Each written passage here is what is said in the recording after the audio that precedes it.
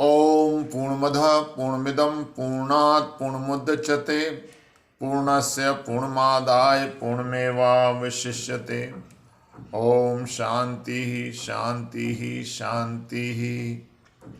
प्रिय सज्जनों, ब्रह्म सूत्र में अर्थात वेदांत दर्शन में जीवात्मा और परमात्मा इनके बारे में बताया गया है। बड़ा सुंदर वर्णन है जीवात्मा और परमात्मा। तो हम सबसे पहले ये जाने जीवात्मा और परमात्मा में क्या भेद है। तो ब्रह्म सूत्र कहता है कि जीवात्मा और परमात्मा में भेद है। क्यों? क्योंकि जीवात्मा एक देशी है, परमात्मा सर्वव्यापी है। जीवात्माएं अनेक है, परमात्मा एक है। जीवात्मा राग द्वेष पुरुषार्थ दुख सुख जानना आदि गुणों वाली है, परमात्मा इनसे परे इन सबका साक्षी है। जीव व्याप्य है, ईश्वर व्यापक है। ठीक है। जीवात्मा भोग एवं उनके फल का भोगता है। जीवात्मा भोग एवं उनके फल का भोगता है, परमात्मा केवल साक्षी है। परमात्मा वो यानी वो परब्रह्म उपास्य है, जीवात्मा उपासक है। परब्रह्म परमात्मा उपास्य है और जीवात्मा उपासक है। ब्रह्म जीव नहीं है, उससे अधिक है।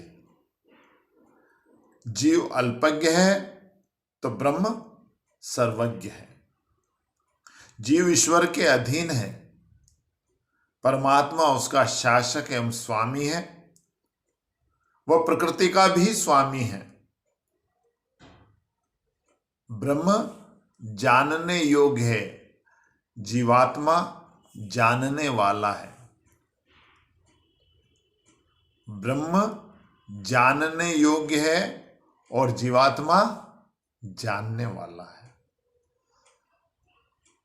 तो हम अगर ब्रह्म को नहीं जाने तो हम जीवात्मा हैं।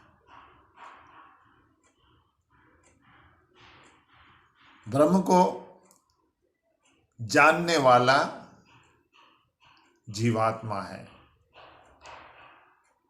ब्रह्म जानने योग्य है। तो हम ब्रह्म को जानने की कोशिश करें और जब ब्रह्म को जान लिया तो फिर आपका स्वयं का जीवात्मा भाव हमेशा हमेशा के लिए चला जाएगा। ठीक है। ब्रह्म वह ब्रह्म ही एक आनंदमय है। सच्चिदानंद रूपाय विश्वोपत्यादित। पर ब्रह्म आनंद रूप है, जीवात्मा नहीं है। देवता भी जीवात्मा ही है। परमेश्वर कारण है, वह जीव उसका कार्य है, किंतु दोनों अनन्य होने से अयम आत्मा ब्रह्म आदि कहा जाता है। ब्रह्म अपनी परा एवं अपरा, ध्यान से सुनना, ब्रह्म अपनी परा एवं अपरा प्रकृति दोनों से भिन्न होते हुए भी इनका कारण होने से अभिन्न है। ठीक है। जीव के सुख दुखों का संबंध उसके कर्मों से है।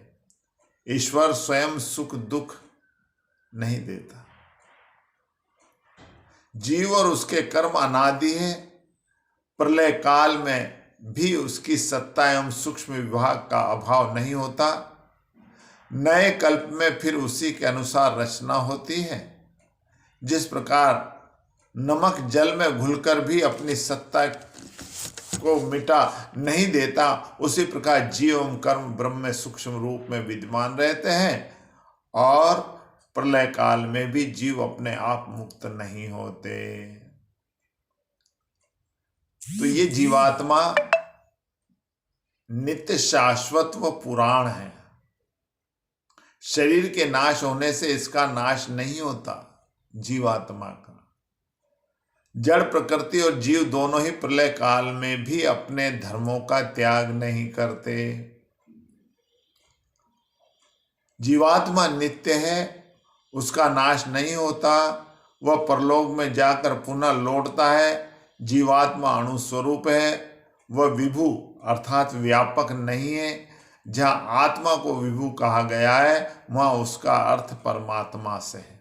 ठीक है। प्रलय काल में जीवात्मा अपने कारण शरीर सहित अव्यक्त रूप से ब्रह्म में विलीन रहता है तथा सृष्टि काल में पुनः सूक्ष्म एवं स्थूल रूपों में प्रकट होता रहता है। जीवात्मा कर्म करने में स्वतंत्र है, किंतु पूर्व जन्मों के किए गए कर्मों के फलस्वरूप उसका जो स्वभाव बन गया है उसी के अनुसार वह कर्म करता है। इसलिए वह संस्कारों के अधीन है तथा इन्हीं के अनुसार वह फल भोगने में परतंत्र है। कर्म फल ईश्वर स्वयं देता है। ये विवेक जागृत होने पर सत्कर्म में प्रवृत्त होता है। जीवात्मा अपने, ध्यान से सुनना, जीवात्मा अपने कर्मों में पूर्णतया स्वतंत्र नहीं है। उसके संस्कार, इंद्रियां, शरीर तथा सहकारी बाह्य कारणों की उपलब्धि में वह एक तरह से परतंत्र है, स्वतंत्र नहीं है। शरीर की शक्ति भी सदा अनुकूल नहीं रहती, इसलिए वह भी परतंत्र है। जीवात्मा का कर्तापन उसका स्वाभाविक धर्म नहीं है, क्योंकि समाधि अवस्था में कर्मों का सर्वथा अभाव हो जाता है। उसका कर्तापन अंतर्कण आदि के संबंध से है, अन्यथा वह भी अकर्ता एवं निष्क्रिय है। ठीक है। वास्तव में समस्त कर्म प्रकृति के गुणों द्वारा किए हुए, किंतु अहंकार वश वह अपने को कर्ता मान लेता है।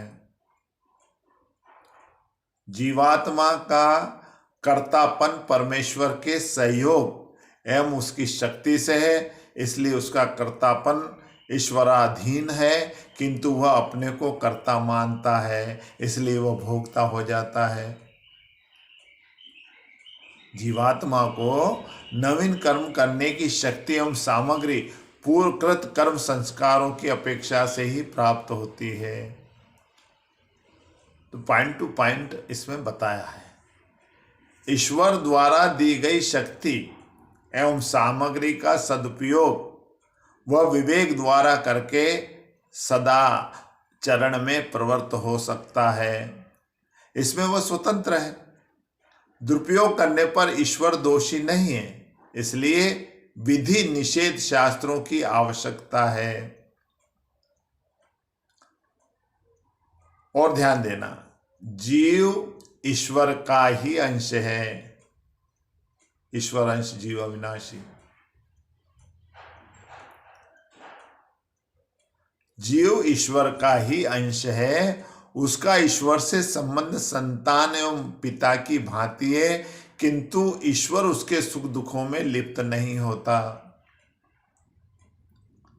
जीवात्मा विभु अर्थात व्यापक होते हुए भी अपने कारण शरीर के आवरण के कारण, अपने कारण शरीर के आवरण के कारण प्रलय काल में भी उसका विभाग एक तरह से बना रहता है तथा सृष्टि काल में भी शरीरों के संबंध से उसके कर्मों का मिश्रण नहीं होता, विभाग बना रहता है, उसकी व्यापकता सीमित है।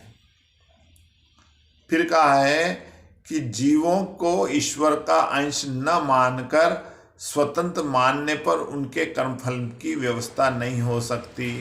फिर से सुनिए, जीवों को ईश्वर का अंश न मानकर स्वतंत्र मानने पर उनके कर्मफल की व्यवस्था नहीं हो सकती। जीव स्वयं अपने लिए कर्मफल की व्यवस्था नहीं कर सकता, वह परमात्मा भी अलग रहकर इसकी व्यवस्था नहीं कर सकता। समझ में आ रही बात?